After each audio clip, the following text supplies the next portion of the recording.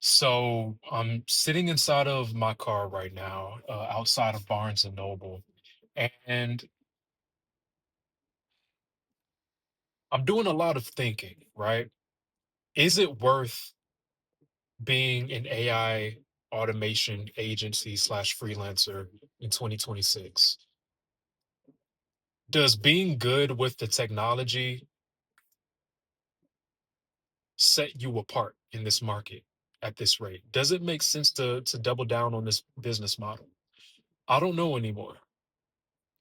Now, for those of you that don't know, I've been in this space for almost a year and a half of offering AI and automation services and things along those lines. However, I still consider myself a beginner in this space. I'm still a learner. I'm learning from so many other people, particularly in school communities and on LinkedIn and Reddit and things along those lines, as well as some relationships and connections that I've made since I've been here. But I want to offer a little bit of clarity and insights to those of you who are just beginning your journey.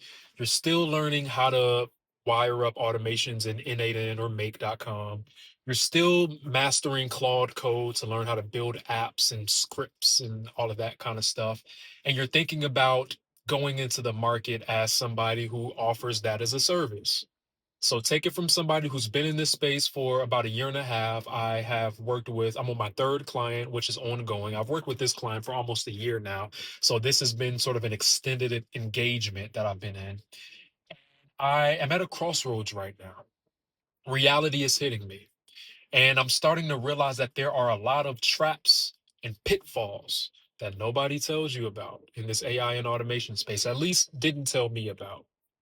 And so, just to give you all a little bit of, context about where I am, I first got my introduction to the world of business back in 2021 when I started my wedding brand called Weddings by Trey here in Atlanta, Georgia. Built it up to a five-star brand. Fast forward, I lost my dad back in 2023. I was grieving. That was actually my introduction to the world of AI and automation because it was taking me out of my business and I wasn't showing up anymore. So it forced me to learn how to build systems to allow the business to operate while I stepped back to heal. That's how I ended up here. From there, I went all in. I sort of began branding myself as an AI expert consultant. I then found Upwork, where I began getting my first few clients. I've built agents that monitor, inboxes and it's trained on the brand language. It responds back to emails for you, puts it in your drafts folder, but it sends you or the user three sort of summaries of inbox activity every single day. So you know exactly what's going on. I've built integrations between tools to help, with just kind of synchronizing different parts of the business together. So that way the business runs as a smooth machine. And right now I'm on my third client through Upwork, which I've essentially redesigned their entire operating model. They're a heavily human and relationship centric business, but they were losing a lot of time and capacity to just manual processes and admin and stuff like that. So I came in and I've really helped restructure how the admin stuff looks. And so they have more time, space, and attention for their members. But here's the trap that nobody tells you when you get into this space as an AI and automation agency, especially if you're doing it either by yourself or you have a very, very small team. Maybe there's like two or maybe even three of you. When you first get into this game of the agency business model, all of your time, effort, and attention is going to finding a client. So you're spending all of your time, reaching out, building relationships, maybe hopping on calls, sales calls. If you're on Upwork, you're putting out your proposals and everything. Everything is funneled into client acquisition. Then you get a client. Great, congratulations, you got your first client. You're finally, starting to make money. But the trap is that when you start getting that client and you become focused on delivery for that client, you're no longer focused on growing your business. Your money machine is turned off. You're no longer able to, get new clients because you might lack the capacity to take on new clients, or you just lack the time and attention to be able to focus on getting new clients. So you get stuck in the delivery trap and it caps you because as long as the client is happy, they'll continue to pay you. And hopefully it's worth your time as long as you didn't undersell yourself to win the contract.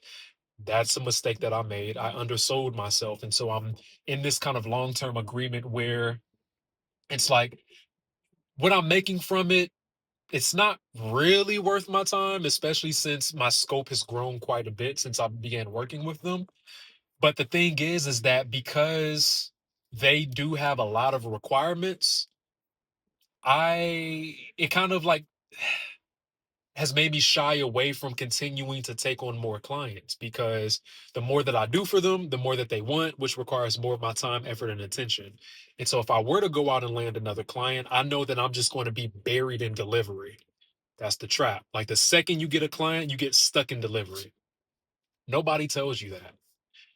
Um, but the thing is, it's like if you unless you're making money hand over fist off of one client, you probably don't have the capacity to scale your agency, right? So you probably don't have the money to bring in more people to work with, unless you go the route of like outsourcing extra hands to help you out with new clients. But that's a whole nother conversation. The bottom line is that, and this is something that I'm seeing a lot, is that a lot of agencies and freelancers stall in their business because when they finally get their clients, they get stuck on the client and their money machine is turned off, which means that they can't scale.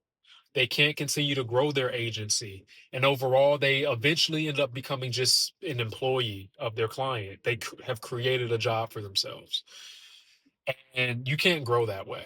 And I'm noticing that a lot of agencies and freelancers are falling into that trap, and I'm one of them.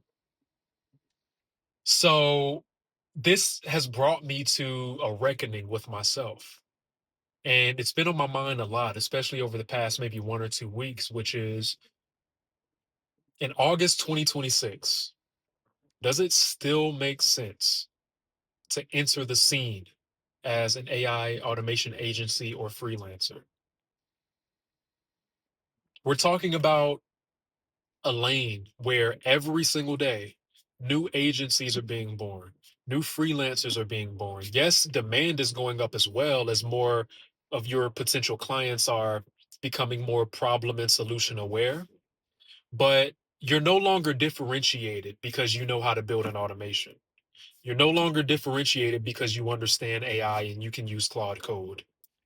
A year and a half to 2 years ago, yes, like people would have paid you a premium simply for understanding how Claude works or how AI works or knowing how to build an automation. These days, not so much because it's become a commodity skill. And so you'll see that even just coming into the market, it's, it's going to be quite a challenge to set yourself apart from the competition because the competition is becoming more and more saturated every single day. So unless you have a very, very narrow niche where the competition is very, very small and narrow, if you're just somebody who partners up with small to medium sized businesses or other marketing agencies or, whatever the case may be, you partner up with them and you help them integrate AI and automation into your business, you're going to have a very, very hard time finding a consistent flow of clients because at this point, there are so many other agencies and experts and freelancers that have figured out how to get to these people and they're reaching out to these people every single day. You're just going to be another person in their inbox trying to set up a call to, sell AI and automation to them. I guarantee you, your ICP in many cases, you're already getting those kinds of offers from other people. So that doesn't differentiate you anymore. So I say this to say to anybody that's watching this, if you're planning to start an AI automation agency or be a freelancer or whatever the case may be, consider two things. Number one, if you're going to take this path, is it actually differentiated enough, specialized enough for your clients to see your unique value proposition up front? Or Are you just another person who watches tutorials on YouTube and maybe you're in a few school communities and you feel that you're confident enough to use Claude Code and N8N to sell services? Because if you're one of those people right now, I'm just going to give it to you straight. You're not special. A lot of the people that you're reaching out to pitch your services, they're getting offers already from people that do exactly what you do. You're not going to stand out just because you know how to build an automation. So ask yourself, am I specialized enough in the AI agency lane to be able to offer real value that's differentiated and specialized, and clients will be able to see my value to pay me whatever I'm asking? If you're hesitating on that, and if that makes you second guess, the answer might be no. It might be time to slow down a little bit and go back to the drawing board. I'm not saying don't go out and start your agency. Just slow down and really ask yourself, is my offer going to make people stop in their tracks to hear me out? And if the answer is, I don't know, slow down, go back to the drawing board, go back to your offer. That's one. Or if you're not thinking, if you're open to a different pivot from an AI and automation agency, ask yourself, okay, well, AI and automation agencies, I do understand are pretty saturated right now. What other business model that is differentiated, that solves a need in the market, and that will capture the attention of the people that I would go for? What would that look like? And I think the point of this video is to open up that conversation and to open up that train of thought to a lot of people in this space, because I find that for those who are interested in AI and automation, starting an AI automation agency is just the default option. But there are so many other types of businesses and so many other needs in the market that can be solved by any other kind of business model that's not an AI and automation agency. Like, just because you're good with automations and AI, that doesn't mean you have to start an AI and automation agency. You know, there are, like, pretty much AI has opened up the opportunity for pretty much any type of business to be able to operate at scale, to be able to provide more value, and to be able to be even more creative than ever before. And so, if you just kind of fell into the mind frame of, well, AI and automation agencies just make sense because everybody's talking about AI, everybody wants AI, let me just offer AI. I urge you to pause, ask yourself, what else could I potentially do to offer value in the market? Because I guarantee you, the world doesn't start and end with AI. Real businesses have real needs, they have real pain points.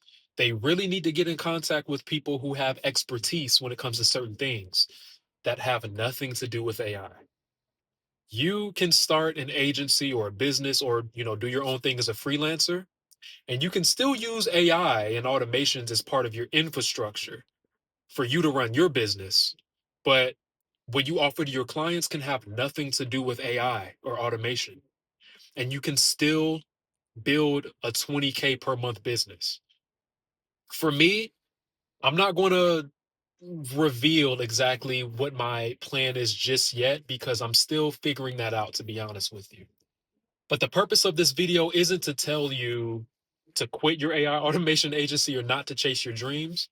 The purpose of this video is to open up your mind and help you realize that it's okay to pivot. It's okay to consider a different type of business. The world is vast. The markets are vast. There are hundreds and thousands of businesses and clients out there that have a direct need. They have demand, and much of it has nothing to do with AI. You can use AI as part of your business infrastructure to help serve their actual needs that have something to do with something completely else. Whether that's getting them in touch with the right people, that might help them accomplish a goal that they might have, whether that is a type of business who might have, I don't know, recently been fined or, have some sort of a violation, and they need to get in touch with the right people to make those things go away because that's a real lane, right? You can go online and you can look up government directories of businesses who have recently just been fined. Or they might have, open OSHA violations and things along those lines. Those businesses would need to get connected with specialists that can help them alleviate those issues. That's an entire business model right there. And you're not selling AI to them, you're selling them the removal of risk. And you can use AI to get to them. You can use AI to, reach out to those kind of businesses at scale, but open up your mind.